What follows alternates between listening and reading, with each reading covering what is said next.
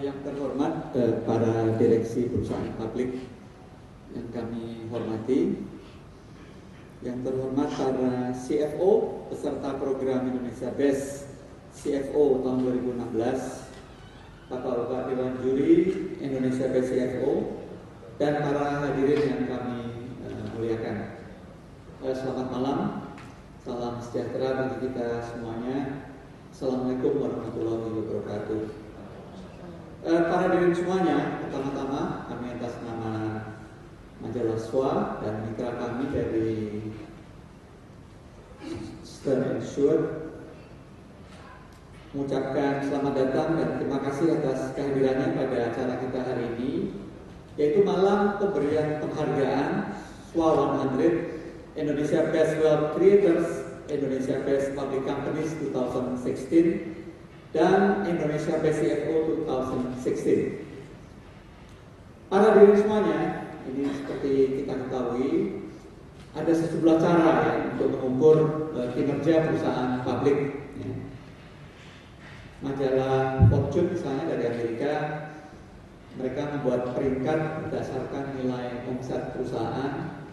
Jadi ini yang diukur lebih ke size atau ukuran perusahaan. Ya.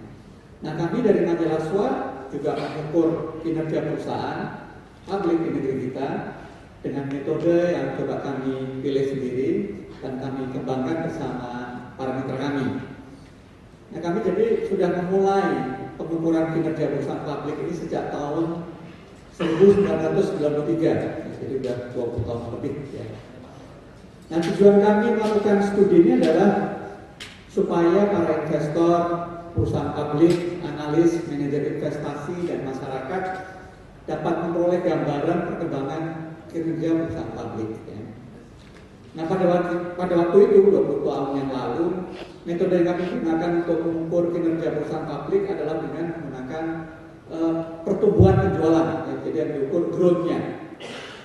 Jadi di sini kami mengukur adalah sejauh apa perusahaan dapat mendorong pertumbuhan penjualan perusahaan-perusahaan. Itu di tahap awal ya. Nah, kemudian pada tahun 2001 kami mulai menerapkan dengan menggunakan metode yang baru, yaitu metode EVA atau Economic Value Added untuk perhitungan SWA 100. Metode ini dilahirkan dan dikembangkan oleh Stern & Short & Co. Ya. Prinsip metode ini adalah mengukur kinerja perusahaan dalam hal kemampuannya meningkatkan nilai investasi atau kekayaan tambahan pada para pemegang saham. Ya. Nah, kemudian pada tahun 2007 kami melengkapi penggunaan metode EVA tadi dengan metode Market Value Added atau MVA yang kemudian juga dikembangkan oleh Stern & Short. Mulai tahun 2008 kami menyempurnakan lagi metode yang kami pakai dengan menggunakan Wealth Added Index atau WAI yang dikembangkan oleh Stern Value Management. Ini juga bagian dari Stern & Short & Co. Ya. Nah, secara garis besar, Wealth Added Index ini mencerminkan kelebihan kekayaan yang dihasilkan perusahaan publik di atas cost of equity atau return minimal yang diharapkan oleh para investor. Atau dengan kata lain, WAI ini adalah emiten atau perusahaan hanya akan menghasilkan WAI positif apabila total return yang dihasilkannya untuk para pemegang saham ini atau biasa yang disebut sebagai total shareholder return ini lebih tinggi nilainya dibandingkan biaya modal atau cost equity-nya. Nah, jadi pola itu yang sampai sekarang kita pakai. Ya. Nah, untuk menentukan perusahaan yang masuk dalam SWA 100 tahun 2016, ini Stern Value Management memilih 100 perusahaan dengan kapitalisasi pasar terbesar di awal tahun 2011. Nah, untuk penghitungan tahun 2016 ini, kami memang memakai titik awal tahun 2011 ya. Karena pengukuran kinerja perusahaan publik ini menggunakan data kinerja fundamental dan harga saham selama 5 tahun terakhir, yaitu data kinerja 2011 sampai 2015. Nah, jadi yang diukur data selama 5 tahun terakhir. Jadi tidak hanya perusahaan yang misalnya kinerjanya bagus di setahun 2 tahun terakhir, tapi memang 5 tahun terakhir yang kami ukur. Ya. Kemudian Wealth Added Index perusahaan-perusahaan yang terpilih itu dihitung secara harian untuk periode 2011 sampai 2015. Jadi selama 5 tahun terakhir. Nah, lalu hasil akhirnya ini yang menentukan peringkat 100 perusahaan-perusahaan publik tersebut. Nah, hasil dari pemeringkatan ini kami harapkan dapat menjadi acuan bagi para investor atau pemegang saham sejauh mana para pengelola perusahaan telah meningkatkan kekayaan para pemegang saham atau investor. Nah, secara lebih detail penjelasan mengenai konsep Wealth Added Index ini serta analisanya semuanya sudah dikupas di majalah SWA yang tadi sudah ditunjukkan oleh MC yang sudah terbit, yang malam ini nanti juga akan kami bagikan. Selain itu malam ini juga hadir di acara kita Ibu Jessica Yang, ini Vice President Stearns Value Management dari Singapura yang khusus datang dari Singapura. Beliau nanti akan menjelaskan tentang konsep Wealth Added Index dan manfaatnya bagi perusahaan. Ya.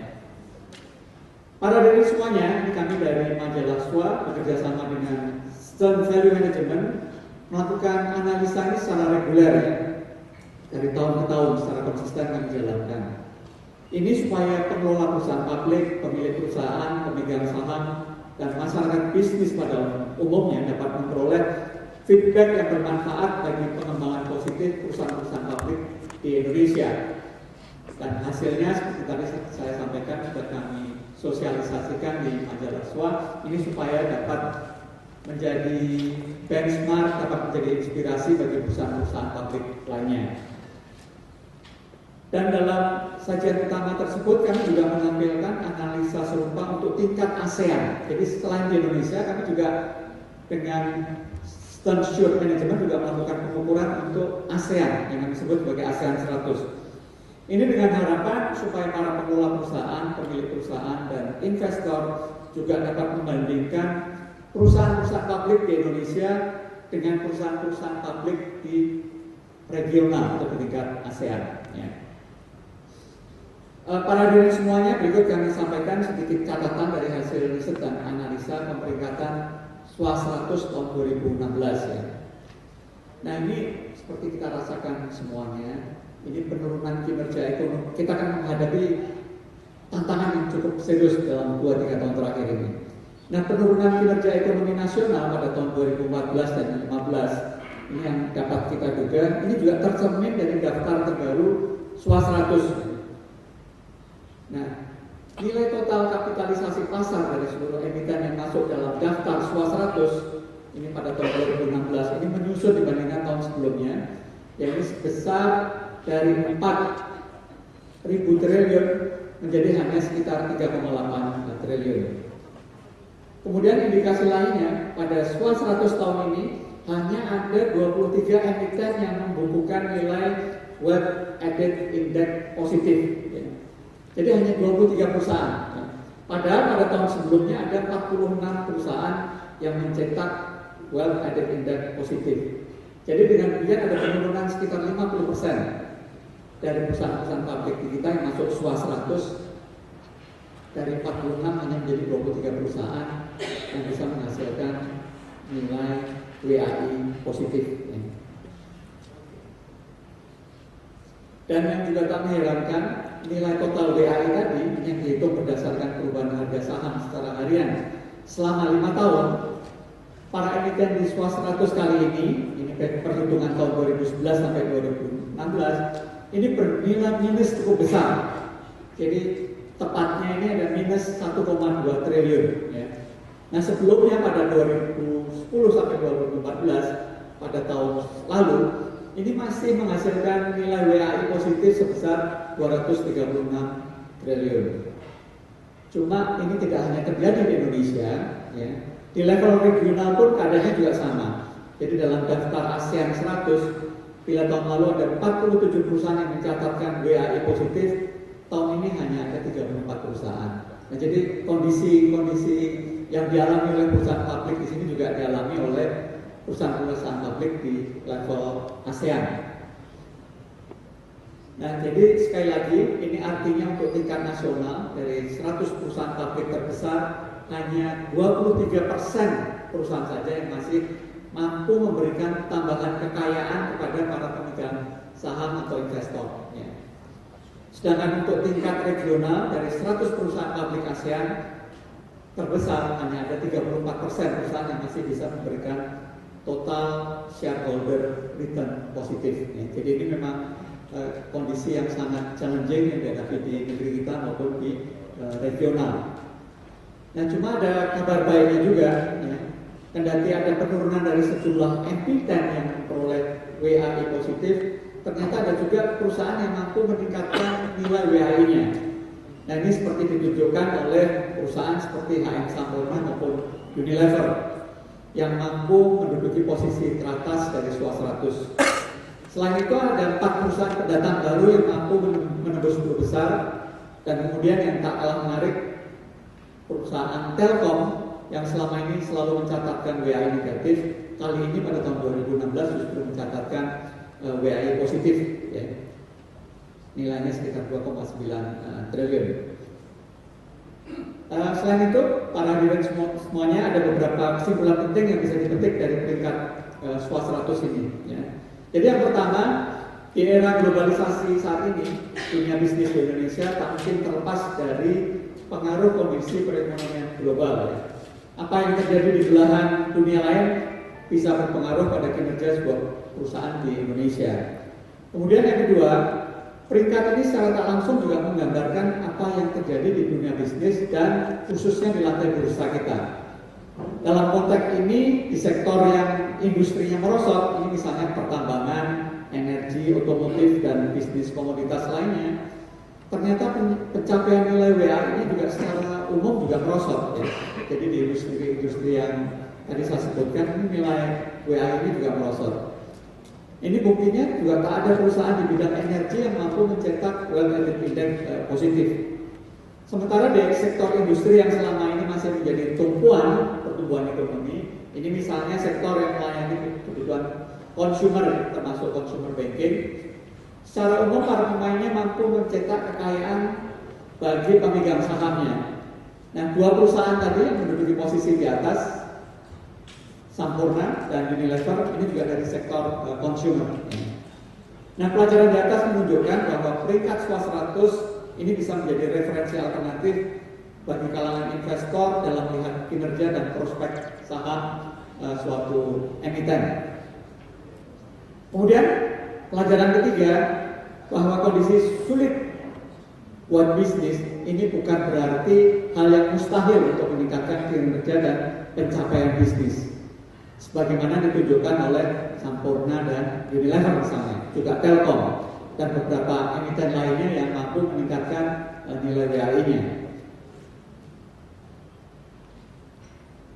Ini artinya memperlihatkan bahwa kemampuan mencetak WAI positif atau memberikan tambahan kekayaan para pemegang saham ini juga artinya bergantung pada kecerdikan dan kepiawaian top manajemen dalam mengelola modal, termasuk dalam hal berinvestasi dan mengelola persepsi pasar dan publik.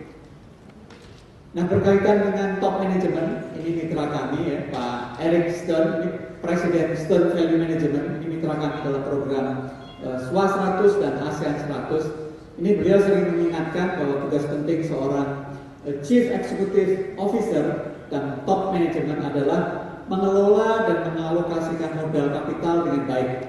Nah, menurut Pak Eric, hal ini kedengarannya sederhana dan mudah, ya.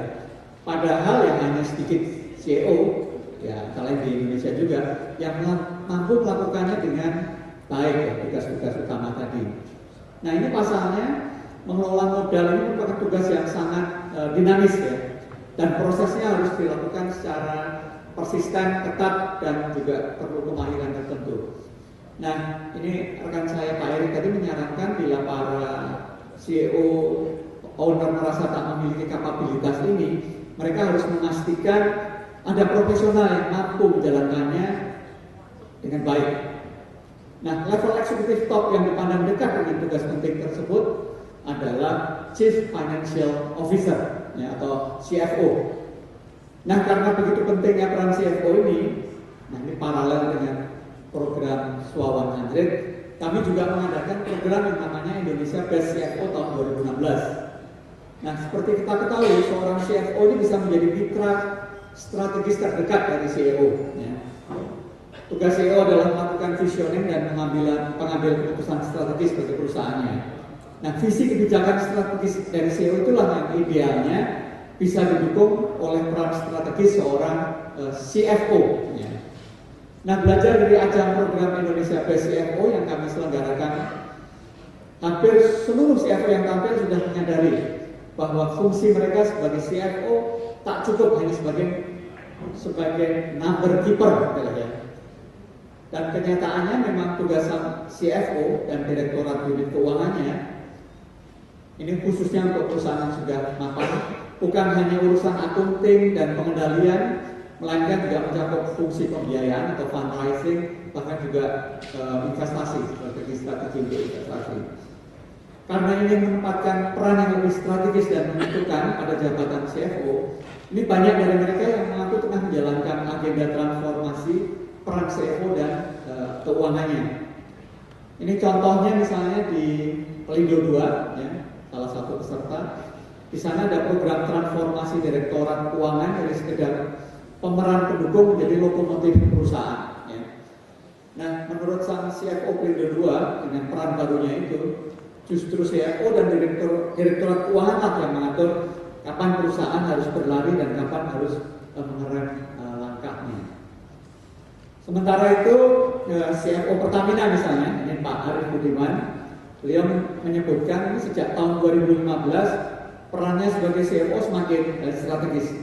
Ia mengungkapkan ini Direktorat Keuangan yang dipimpinnya ini tengah meneruskan transformasi dari sekedar berperan sebagai pin counter yang mengurus manajemen transaksi menjadi real value manager, yaitu yang menjalankan fungsi terintegrasi secara excellent atau integrated functional excellent. Nah, dengan peran sebagai value manager, kapabilitas yang dibutuhkan tak cukup hanya akunting atau finansial, tapi mencakup pula kapabilitas pengembangan bisnis, manajemen risiko, dan keputusan untuk melakukan investasi atau tidak. Nah, para hadirin, demikian sedikit pengantar mengenai dua program yang kami jalankan. Jadi pada kesempatan ini perkenankan kami mengucapkan selamat dan penghargaan yang tinggi pada para pengelola perusahaan publik yang sudah berhasil mencetak prestasi baik di tingkat nasional maupun di tingkat regional ASEAN. Selamat dan harapan yang besar juga kami sampaikan pada para profesional yang berhasil dinilai dan dipilih oleh Dewan Juri dalam program Indonesia Best CFO tahun 2016. Terima kasih kami ucapkan juga kepada anggota juri Indonesia Best CFO tahun 2016. Ini kontribusi para juri, bapak-bapak juri ini sungguh luar biasa bagi pengembangan top eksekutif khususnya keuangan di bidang keuangan di negeri kita. Para juri yang terlibat dalam program CFO tahun 2016 ini adalah yang pertama Dr. Sugiarto. Ini beliau adalah Komisaris Utama Pertamina tahun 2010 sampai tahun 2015. Kemudian ada Prof. Joko Wintoro, ini Wakil Rektor Universitas Prasetya Mulia. Kemudian ada Pak Emir Syahsyatar, Chairman Mataharimau.com dan Executive Director Lipo Group. Kemudian ada Prof. Roy Sambel, yang kebetulan beliau mewakili juri-juri yang lainnya hadir. Terima kasih Pak Roy Sambel. Beliau adalah Dekan IPMI International Business School. Ya. Kemudian yang terakhir jurinya adalah Bapak Philip Purnama, ini President Director and Founder dari Integra Mining Group. Jadi terima kasih sekali lagi buat para anggota juri. Peran Bapak sungguh berharga bagi pengembangan top eksekutif di bidang keuangan di negeri kita. Kemudian pada para pembicara yang malam ini bersedia membagi pengalamannya dan pengetahuannya, kami juga mengucapkan terima kasih.